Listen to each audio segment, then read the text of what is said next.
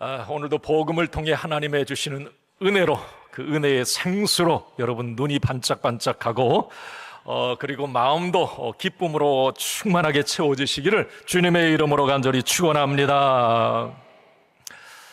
이렇게 질문 한번 드려보도록 하겠습니다. 확신을 가지고 아멘 하셨으면 좋겠어요. 여러분 구원 받으셨습니까? 천국에 소망이 있습니까? 나는 지금 죽어도 천국 감을 믿습니까? 아멘. 이것을 복음이라고 말합니다. 내가 예수 그리스도를 믿음으로 구원받았고 구원받은 나는 내 영혼이 천국 간다는 이 확신, 이게 복음이라고 그래요. 그 복음이 여러분 오늘도 확실히 나의 복음으로 믿어지시기를 주님의 이름으로 축원합니다. 믿어져야 합니다. 확신으로 나의 복음으로 믿어져야 합니다. 네. 자, 우리 이제 로마서 말씀을 계속 강의하고 있습니다. 오늘은 이제 12장부터 새로 시작하는데 이 12장은 로마서 전체의 중요한 전환점이 있는 이제 장입니다. 로마서는 1장에서 16장까지로 되어 있는데 그 로마서를 두 덩어리로 나눌 수 있어요. 세부적으로 5덩어리, 7덩어리로 나눌 수 있지만 크게는 두 덩어리로 나눌 수 있어요. 자, 첫 번째, 우리가 지난 시간 1장에서 11장까지는 복음이란 무엇인가에 대해서 우리는 말씀을 나누었습니다. 복음이란 무엇인가? 자, 여러분, 우리 이제 복음에 대해서 제가 귀에 못이 박히게 이제 말씀을 드렸는데, 여러분, 복음이란 뭘까요? 자, 복음은 하나님이 우리를 사랑하신다라고 하는 거예요. 이게 복음의 시작입니다. 아니, 죄로 인해서 하나님으로부터 떠난 나, 그래서 하나님과 원수된 나를 하나님은 사랑하셔서 다가오셨어요. 이게 복음의 시작이에요. 이 굿뉴스입니다. 복음. 하나님이 나를 사랑하신다. 그 사랑의 표현이 예수 그리스도입니다. 하나님이 세상을 이처럼 사랑하사 독생자를 주셨으니 그 독생자 예수 그리스도는 하나님의 사랑의 표현입니다. 예수 그리스도가 또한 복음이에요. 또 나아가서 그 예수 그리스도를 믿는 자에게는 구원을 주신다라는 것이죠. 이게 또한 복음이에요. 그런데 이 믿는 자는 어떤 특정한 사람이냐, 어떤 지역에 사는 사람만 믿음을 가질 수 있느냐, 구원받을 수 있느냐? 아니에요. 오직 성령이 너에게 임하시면 너희가 권능을 받고 예루살렘, 유대인뿐만이 아니라 사마리아 그 주변 나라들까지 땅끝까지. 복음, 오직 믿음으로 구원받는 대상은 땅끝 모든 민족이에요. 이게 이제 1장에서 11장까지 나눈 말씀입니다. 지금 이스라엘 백성들, 저들까지도 하나님은 아직 거부하고 있지만 그들도 오직 믿으면 구원을 받게 되는 것. 자, 오늘 이제 12장부터 보실 내용은 복음을 소유한 자는 어떻게 살아야 되는가? 자, 이렇게 하나님의 사랑을 받고 구원받은 사람은 어떻게 살아야죠? 그게 이제 12장부터 오늘 나눌 말씀의 내용입니다. 자, 이렇게 생각하셔도 돼요. 우리 야고보서에서 믿음과 행함 이렇게 말하는데 로마서 1장에서 11장은 믿음에 관한 부분이에요. 믿음, 오직 믿음. 그리고 12장부터 16장까지는 그 믿음을 가진 자는 어떻게 행해야 되는가? 행함, 믿음과 행함. 네. 이 두 가지는 분리할 수가 없어요. 자, 조금 더 깊이 들어가 봅니다. 우리가 영혼 구원받았어요. 믿음으로 내 영혼이 구원받았어요. 아멘. 자, 졸리니까 아멘도 크게 해야 돼. 아멘. 믿음으로 구원받았어요. 영혼이 구원받았어요. 그러면 내 육체는 아무렇게나 막 살아도 되는가? 아니에요. 12장부터 로마서 12장부터 계속 말하는 이 구원은 전인적인 구원입니다. 영혼 구원받은 사람은 그의 삶에 있어서 어떤 모습으로라도 그 믿음이 드러난다는 겁니다. 몸뚱이로 드러난다는 거예요. 표현이 된다는 겁니다. 그렇게 살아낸다는 거예요. 그래서 성경에서 말하는 이 구원은 영혼 구원만을 얘기하는 게 아니에요. 영혼과 몸의 온전한 구원을 성경은 말씀하고 있습니다.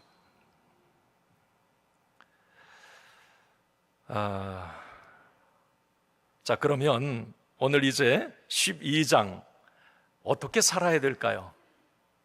교회 안에서, 이웃과의 관계에서, 직장에서, 가정에서, 사회에서, 국가에서 우리 그리스도인 구원받은 나 어떻게 살아야 될까? 자, 이제 중요한 실천의 부분입니다. 아주 중요한 부분 오늘 말씀 이제 나눌 겁니다. 자, 오늘 12장 1절의 시작을 그러므로 이렇게 시작을 합니다. 그러므로 한번 따라합시다. 그러므로. 이 그러므로라고 하는 말은 1장에서 11장까지를 바탕으로 해서 12장부터는 대전환이 일어난다고 하는 단어입니다. 자, 그러므로 너희가 1장에서 11장까지 하나님이 너희를 사랑하셔서 예수 그리스도를 보내시고 그를 믿는 자는 구원과 영생과 천국을 주신다, 믿음으로 구원받는다, 이 복음,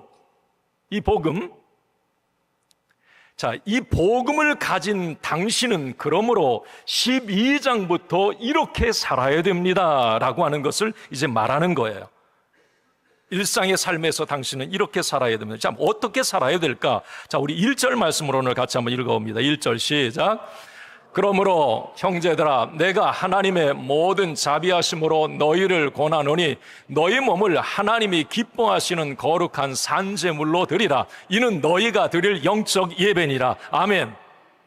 자, 여러분, 이 로마서 12장 1절 그러므로 이렇게 시작됐는데 이 1절이 이제 12장부터 16장까지 전체 말씀을 딱 한 절로 모아놓으면 저걸로 이렇게 표현할 수 있어요. 아주 1절이 중요한 부분입니다. 자, 그러면 저 중요한 1절의 말씀의 핵심 키워드는 두 가지예요. 한번 따라합시다. 너희 몸 하면 여러분 내 몸 그러보세요. 너희 몸. 여기 너희 몸을 하나님이 기뻐하시는 산제물로 드리라. 내 몸을 하나님이 기뻐하시는 산제물로 드리는 것, 이게 구원받은 사람의 삶이라는 거예요. 자, 그러면 여기 너희 몸, 이 부분이 구원론하고 좀 연결이 되기 때문에 잠깐 좀 설명을 하면요, 자, 너희 몸을 드려라. 바울 당시에는 그랬어요. 이 말이 너희 몸을 하나님이 기뻐하시는 산 제물로 드려라. 네 몸을, 이 말을 당시에는 이게 충격적인 말이었습니다. 왜 그러냐면 당시 헬라 문화권이었어요. 로마도 마찬가지고요. 여러분, 우리가 이 철학 공부하는 사람은 그리스, 플라톤, 아리스토텔레스 다 헬라 철학이잖아요. 그 헬라 철학의 핵심이 뭐예요? 이원론적 사고예요. 그러니까 이게 무슨 뜻이냐면 영혼은 아주 거룩하고 고결하고 아주 깨끗하고 육체의 몸뚱이는 더럽고 추하고 버려야 될 것. 그래서 예전에 수도원에 가면 몸을 학대하고, 왜? 이 몸뚱이는 더러운 거기 때문에 버려야 될 거기 때문에 그런 거예요. 그런데 오늘 사도 바울이 얘기를 합니다. 자, 너희 몸을 산 제물로 드려라. 하나님 앞에 예배하는 제물로 드릴 수 있다. 그 당시에 헬라 문화에 쩌들어 있던 사람은 아니, 이렇게 더럽고 추한 몸을 어떻게 하나님 앞에 제물로 드려? 하나님 앞에 제물로 드릴 것은 거룩해야 되고 흠이 없어야 되는데 몸을 드려? 이게 말이 안 되는 거였어요. 자, 그런데 바울은 하나님의 사람이고 영의 사람이에요. 진정 구원받은 사람은 영혼만 깨끗하고 영혼만 구원받은 게 아니라 몸도 깨끗하고 몸도 거룩한 산제사로 드려져야 그 사람이 진짜 구원받은 사람이라는 겁니다. 믿어지십니까? 자, 여러분, 몸이라고 하는 게 뭐예요? 이 몸. 우리 몸이 얼마나, 왜 몸이 내가 구원받아야 돼? 왜 몸이 내가 제물로 드려져야 그게 진짜 제물이야? 여러분, 이 몸은 나라고 하는 인격을 구체적으로 보여주는 주체입니다. 몸은 나의 삶이 어떠한지를 증명할 수 있는 수단입니다. 만약에 몸이 없다면 그 사람이 어떻게 살고 있는지 몰라요. 그 사람이 죄 짓고 있는지 거룩하게 살고 있는지 뭘로 평가해요? 몸입니다. 이 몸. 아니 내가 믿음이 있다 없다 뭘로 평가합니까? 몸이에요. 몸. 몸이 어떻게 반응하고 믿음의 상황에서 선택과 결단의 상황에서 어떤 이 행동을 하고 이게 믿음인 거예요. 이게 몸이라고 하는 건 너무 중요한 겁니다. 인격이고 그 사람의 삶의 전부예요. 이게 성경적 육체론입니다. 이게 몸이 뭐 더럽고 버려야 될 것, 몸은 아무렇게나 막 살아도 된다. 이게 아니에요. 구원받은 하나님의 사람은, 영혼이 구원받은 사람은 그 몸도 일상생활에서 믿음으로 똑같이 반응해 내야 된다고 하는 것이죠. 자, 그래서 이 신앙인에게 있어서 우리에게 있어서 이 몸은 중요한 거다. 몸. 잘 살아야 된다. 잘 관리해야 된다. 이 몸. 자, 그리고 오늘 따라합시다. 두 번째, 너희 몸을 하나님이 기뻐하시는 자 산제물로 드리라. 따라해봐. 산제물로 드리라. 여러분, 이게 무슨 말이에요? 하나님 앞에 구약시대의 동물, 짐승, 제사, 제물은 살은 거 살아서 드려요? 죽여 드려요? 네? 죽여야지. 산 놈은 절대 못 살아서 끌고 왔어도 제사로 드리는 제물은 다 목당가지고 피 다 빼고 다 뭐 해부해가지고 그거 태워서 하나님 앞에 제사 드리는 거예요. 죽어야 돼. 산제물은 없는 거예요. 그런데 오늘 사도 바울이 뭐라 그래요? 너희 몸, 우리 몸은 죽으면 큰일 나. 죽으면 산제물로 드릴 수가 없어요.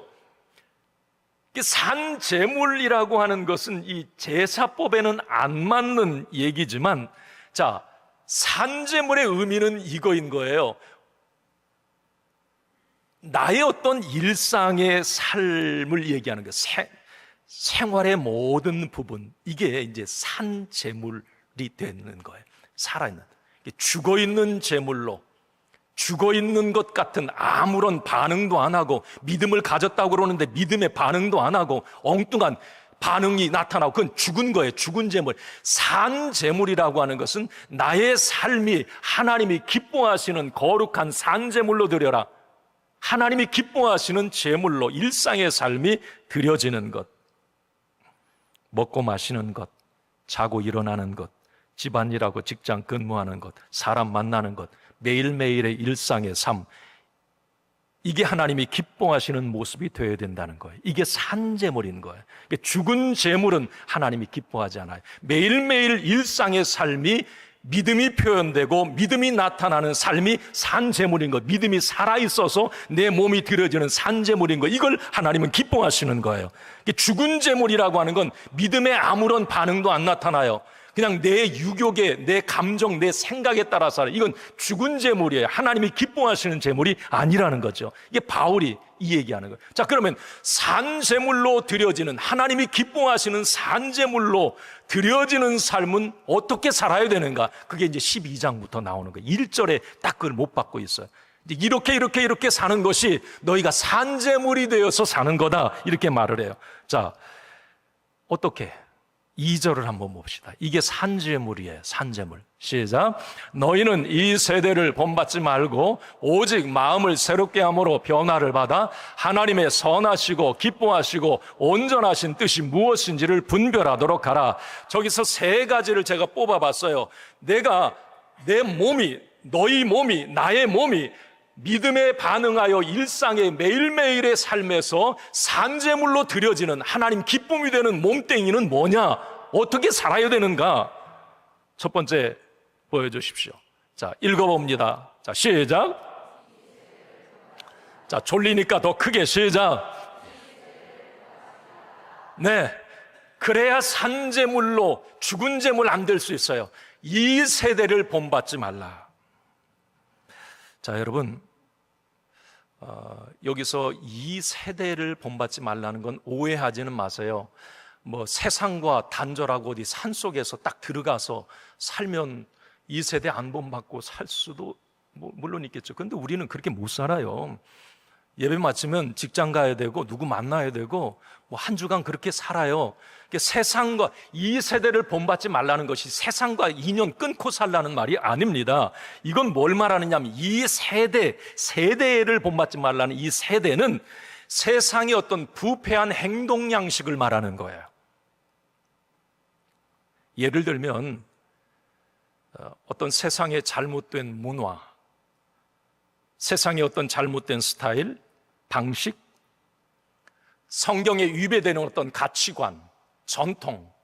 여러분, 우리가 밖에서 살면 이런 부분들 너무 많아요. 동성애에 관한 부분, 그걸 문화로 만들어내고, 그걸 합법화 시키려고 하고, 동성 결혼의 어떤 문제, 이 잘못된 어떤 전통들, 이 우리는 일상의 삶에서 매일매일의 삶에서 접하는 거예요. 그게 세대예요, 이 세대. 그런데 그 세대를 따라가다 보면 우리의 몸이 거룩해질 수가 없어요. 우리의 생각이 거룩해질 수가 없다는 말이에요.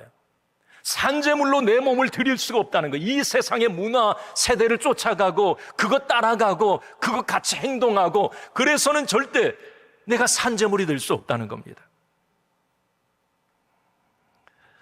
그래서 이렇게 한번 스스로 질문해 보십시오.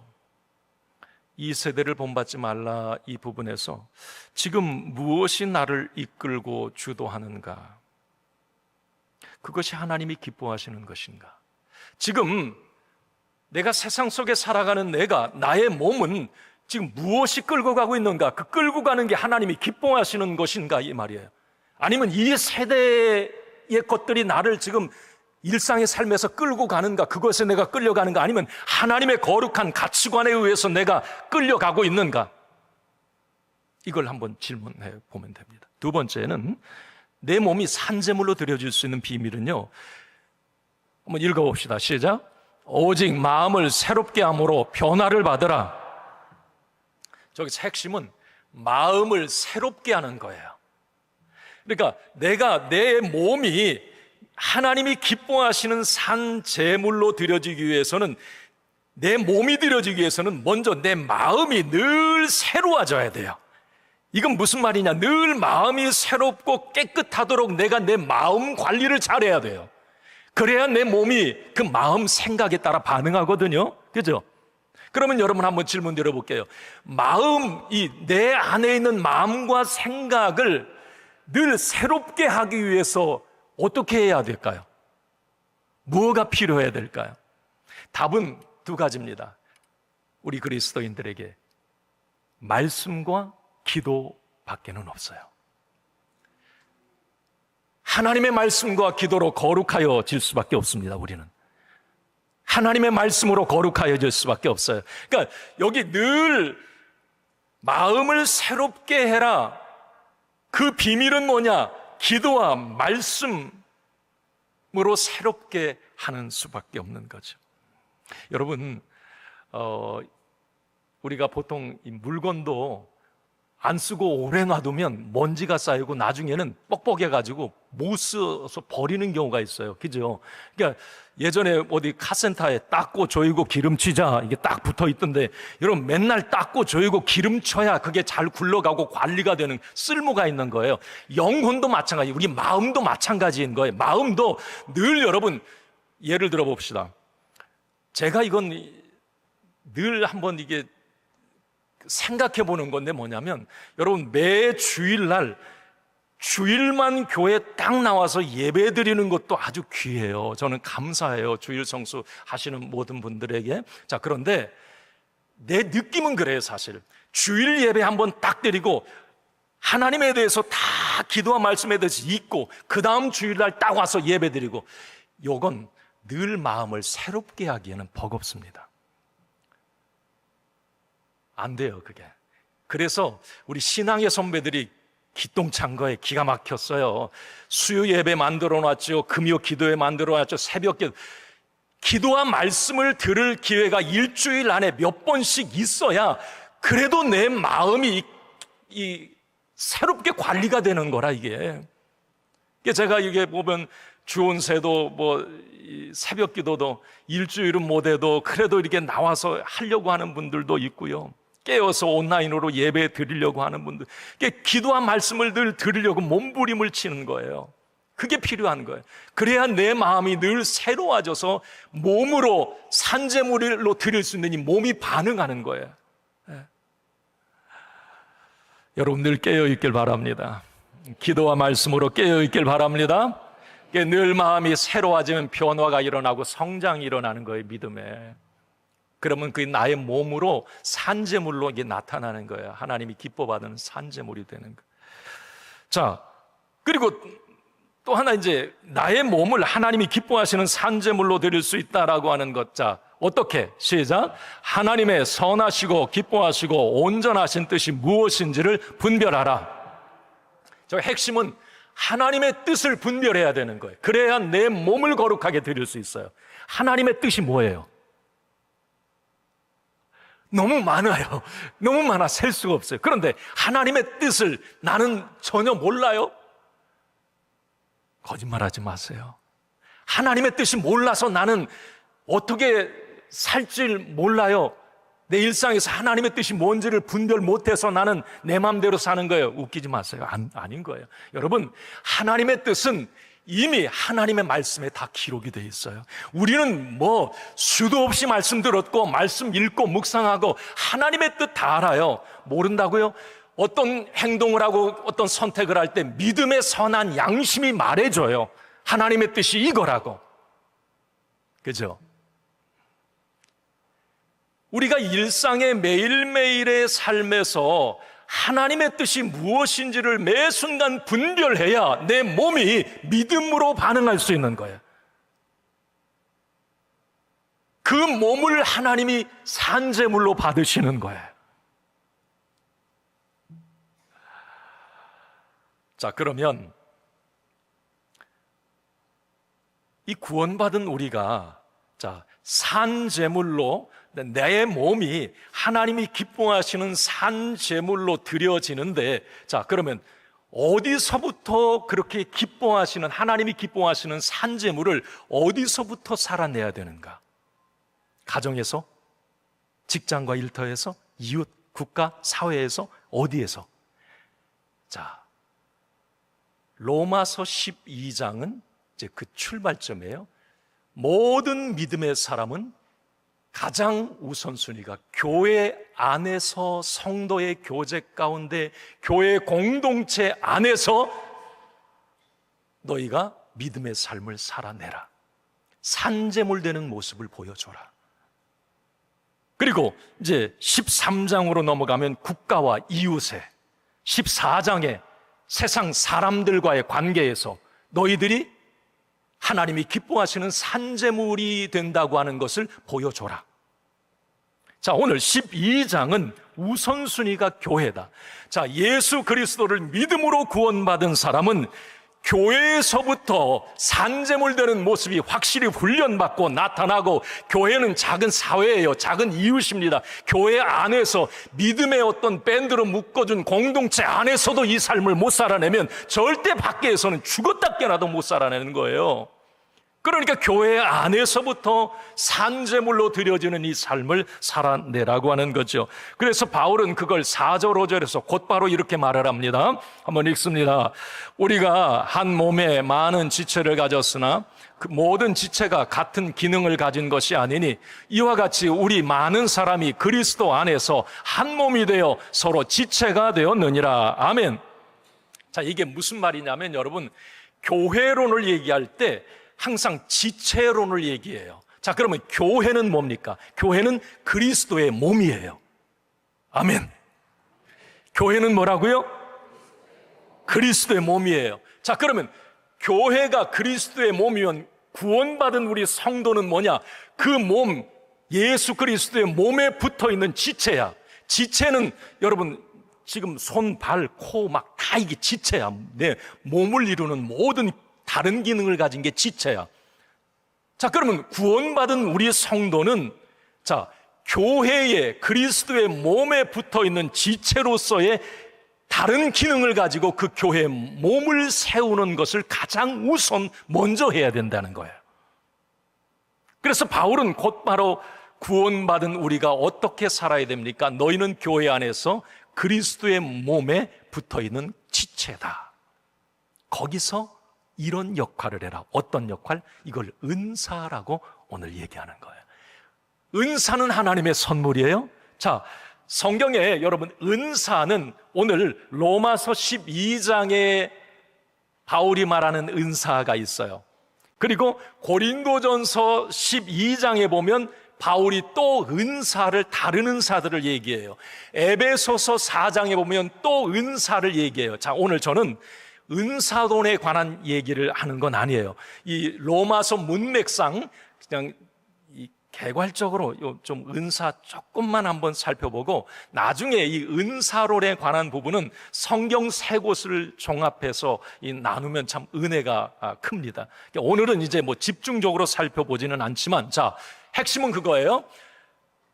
하나님은 구원받은, 영혼 구원받은, 오직 믿음으로 구원받은 하나님의 자녀들에게 은사를 주셨대요. 은사. 그 은사는 다 달라. 지체가 다 다르듯이 은사가 다 달라요. 그런데 그 성도들은 그 은사의 활용을 통해서 무엇을 하느냐? 그리스도의 몸을 세워야 된다는 거예요. 이 그리스도의 몸은 교회입니다. 이게 교회, 하나님의 교회를 건강하게 세워야, 그 교회가 건강해야 복음도 전하고, 그 교회가 건강해야 세상의 빛과 소금의 역할도 나타내고 구원의 방주의 사명도 감당하고, 이 교회를 먼저 세우는 것이 중요하다는 거예요. 자, 6절 상반절에 그래서 이걸 은사라고 하는데, 은사라고 표현된 단어가 바로 여기에 나오는 거예요. 한번 읽습니다. 시작. 우리에게 주신 은혜대로 받은 은사가 각각 다르니. 자, 여러분 한번 생각해 보세요. 나는 하나님이 은사를 안 주셨다. 한번 손 들어 보세요. 손 들면 안 돼요. 하나님이 여러분 은사를 주셨어요? 안 주셨어요? 은사가 뭐예요? 자, 하나님은 구원받은, 믿음으로 구원받은 하나님의 자녀에게는 반드시 어떤 은사를 주셨어요. 제가 지금 로마서에는 7가지 은사가 나오고, 고린도전서에는 열 몇 가지가 나오고, 에베소서에 몇 가지 나오고, 은사를 합해보면 20가지가 이상이 넘어요. 그런데 구원받은 하나님의 백성들은 이 은사는 하나님의 선물인데, 교회의 몸을 세우라고 우리를 지체로 구원하셨잖아요. 그럼 어떤 지체일 거 아니야, 내가 몸에. 그러면 그 역할을 꼭 주셨다는 거예요. 그런데 많은 사람들이 그 은사를 모르거나 알면서도 귀찮아서 부담스러워서 은사를 묵혀두거나 안 해. 나 싫어. 그런 경우. 하나님은 만약에 구원받지 않았다면 은사가 없어요. 구원받은 사람이라면 뭐라도 어떤 은사가 20가지 중에 한 가지는 이상은 자기에게 있어요. 그런데 그걸 이제 발견하지 못했을 수도 있고 안 하는 경우도 있고. 자, 그러면 오늘 로마서 이 부분에서, 자, 은사, 로마서에서 말하는 은사, 자, 몇 가지인지 한번 세보세요. 아까 힌트 드렸는데 6절 하반절에서 우리 8절까지 쭉 한번 읽어봅시다. 색깔을 다르게 놨으니까 세보시면 돼요. 시작. 혹 예언이면 믿음의 분수대로, 혹 섬기는 일이면 섬기는 일로, 혹 가르치는 자면 가르치는 일로, 혹 위로하는 자면 위로하는 일로, 구제하는 자는 성실함으로, 다스리는 자는 부지런함으로, 긍휼을 베푸는 자는 즐거움으로 할 것이니라. 자, 몇 가지예요? 성가대 몇 가지예요? 7가지죠. 7가지. 자, 제가 이걸 모듬으로 묶어가지고 잠깐 이야기하고 말씀 마칠게요. 여러분, 여기서 예언의 은사는 뭐예요? 이 예언은 꼭 터치를 해야 돼요. 고린도전서에도 나오고, 이 예언은 중복되는 은사예요. 이게 중요하게 생각했어요. 근데 왜 중요한지, 요즘에 그 중요함의 성경적 중요함을 오해하는 경우가 참 많은데, 여러분, 이 예언의 은사, 여러분 예언의 은사 받으셨어요?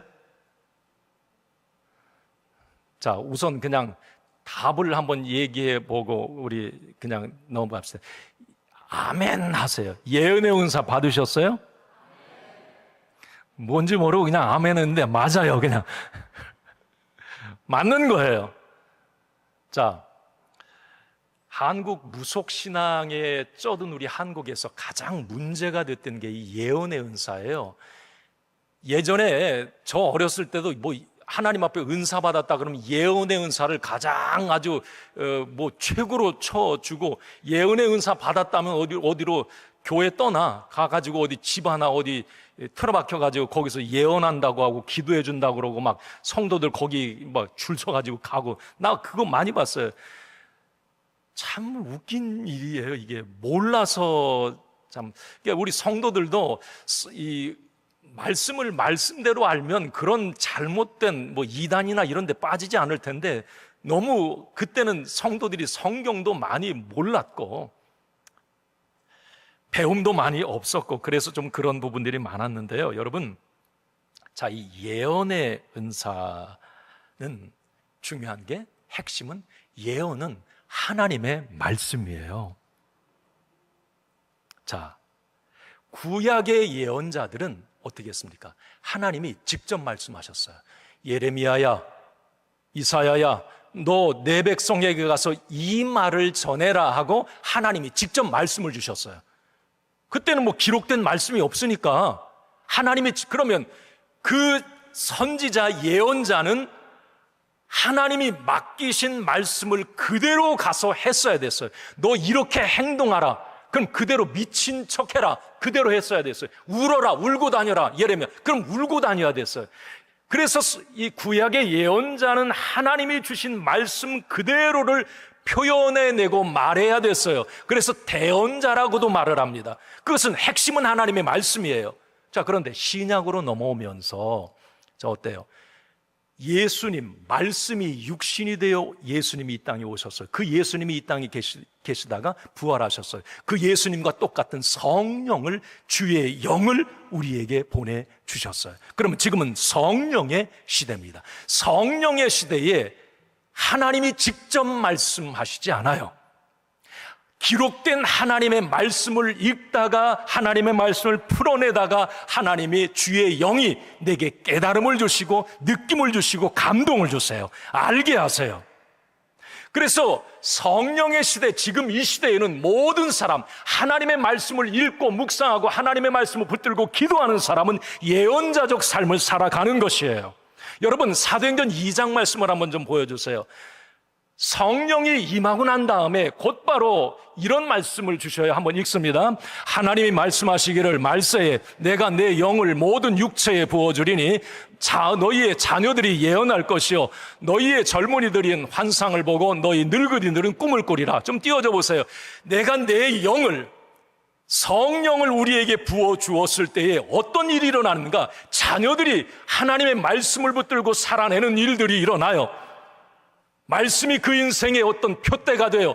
너희 젊은이들은 환상을 보고 너희 늙은이들은 환상 꿈은 아직 드러나지 않은 거예요. 주의 영, 성령의 사람들에게는 하나님께서 이렇게 깨닫게 하시고 알게 하시고, 이걸 영감이라고 그래요. 그래서 여러분, 요즘 이 시대에 무슨 예언한다고 어디 기도원에 가서 제가 사업을 시작해야 될까요? 말아야 될까요? 우리 애가 떨어져야 되나 말아야 되나요? 해야 돼요? 말아야 돼요?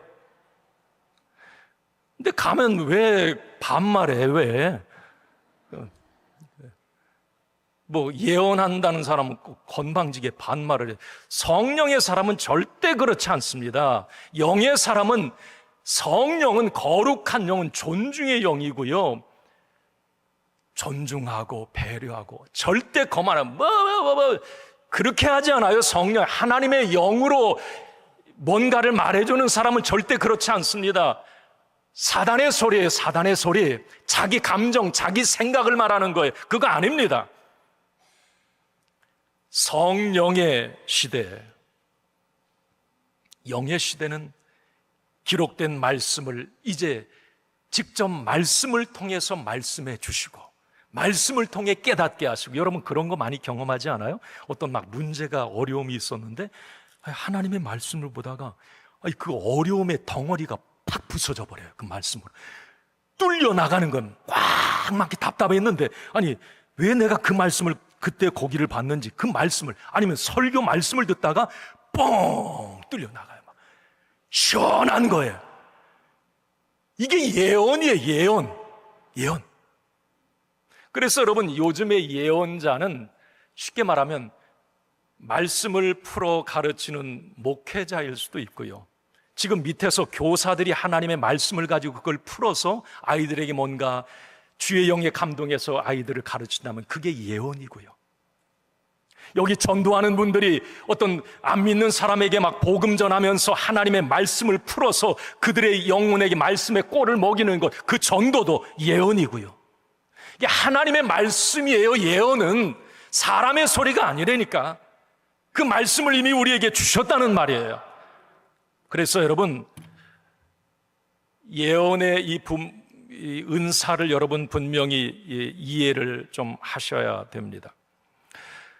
섬김이라고 하는 이 부분은 네 가지로 다 묶어서 섬김을 우리가 표현할 수 있는데, 한번 좀 보여줘 보세요. 자, 오늘 본문에 로마서에 나오는 섬김, 위로, 구제, 긍휼, 이 네 가지가 섬김의 은사예요.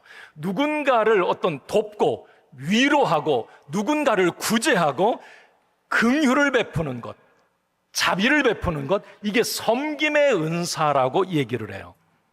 자, 여러분, 섬김의 은사는 교회 공동체를, 주님의 몸을 세우는 데 있어서 너무 중요한 거예요. 너무 중요한 거예요. 제가 보면 진짜 섬김의 은사가 있는 분들이 계세요. 다 그럴 필요는 없어요. 다 똑같은 은사를 주시지 않아요. 여러분, 섬김의 은사, 돈이 있다고 절대 못합니다. 여유가 있다고 절대 섬김의 은사 아니에요. 못해요. 이 섬김의 은사, 어떤 구제나 위로나 긍휼이나 요 은사가 있는 분의 특징은 뭐냐면, 다른 사람의 필요를 빨리 알아챕니다. 그러면 그 사람 섬김의 은사가 있어요. 분명한 거예요. 그리고 누군가 아프면, 예를 들어서 우리는 저분 아프네 안타까워하고 지나치잖아요. 그런데 이 섬김의 은사가 있는 분은 같이 아파해요. 막 내가 아파하고 그냥 안쓰러워하는 정도가 아니라 그분은 자기 가족이 아픈 것처럼 너무 이분 섬김의 은사가 있어요. 이분은 절대 섬김의 은사가 있는 사람은 그냥 못 넘어갑니다. 내가 못 먹고 못 쓰는 한이 있어도 다른 사람을 도와요. 이게 다른 사람의 입장에서 보면 이해가 안 되는 거예요. 뭐 저렇게까지 해야 돼? 그런데 섬김의 은사가 있는 분은 할 수 없어요.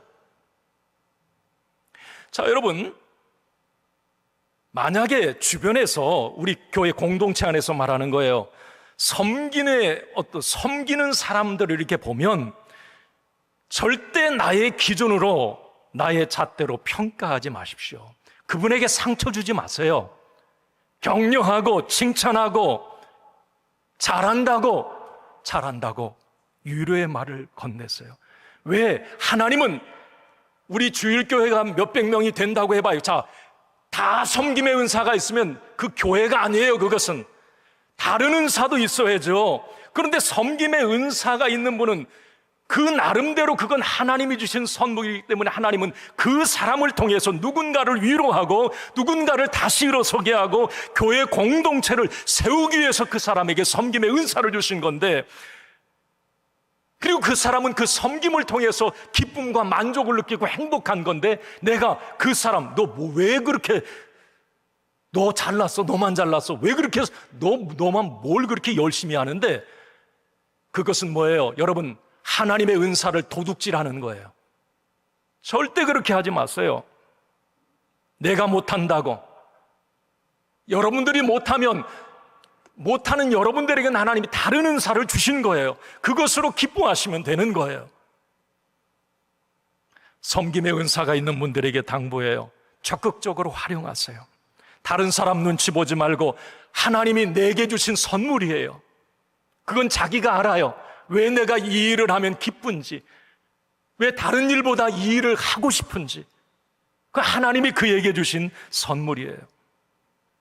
당신을 통해, 그 섬김을 통해 교회가 세워지고 작은 소그룹이 세워지고 누군가 믿음 위에 견고히 세워지는 은혜가 있는 거예요.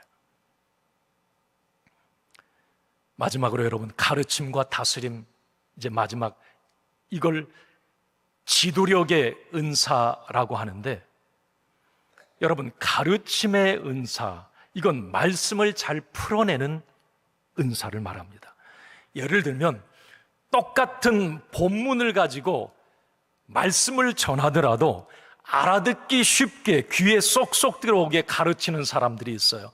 예를 들어서 청소년부 교사들이 똑같은 공과를 가지고 가르쳐도 어떤 선생님 반은 아이들이 눈이 반짝반짝반짝하고 막 재밌어하고 막 깔깔깔 웃고 그래. 똑같은 공과, 그날 공과가 똑같잖아요, 말씀이. 근데 어떤 반 아이들은 딴 생각하고 자고 막 한번 생각해 봐야 돼요. 가르치는 은사는 여러분, 목사나 교사나 속장, 뭔가 말씀을 가르치는 분에게 꼭 필요한 은사예요. 은사는 하나님이 사모하시면 주시기도 하는데, 이게 참 꼭 필요한 겁니다. 아니, 예전에 신학교 다닐 때, 어떤 교수님들은요, 강의실이 꽉꽉 차요. 그런데 똑같은 신약학을 가르치는 다른 교수 방은 썰렁해. 아니, 같은 것을 가르쳐도 이 교수는 너무 재밌어요. 그런데 저 교수는 뭐야, 저 무슨 말을 도대체 해야 되는 거야, 저. 그분은 가르치는 은사가 좀 없는 거야. 못 고쳐지더라고. 안 고쳐져, 그게. 그분은 책도 쓰고 아주 영국에서 유학도 하고 이름도 안 잊어버려요. 정모시기 교수님. 대단한 학계에서 인정. 그런데 가르치는 것은 왜 그렇게 못하는지. 이구동성이었어요. 근데 그분은 은사가 책을 집필하거나 뭘 연구하는 쪽의 은사인 거예요. 그래서 책도 많이 써내고 그렇게 하셔야 돼. 가르치는 데는 참, 여러분, 제가 말씀드리는 거예요. 가르침의 은사. 다스림이라고 하는 건 이건 리더십인데, 비전을 제시하고 그 비전 아래 공동체를 이끌고 가는 은사예요.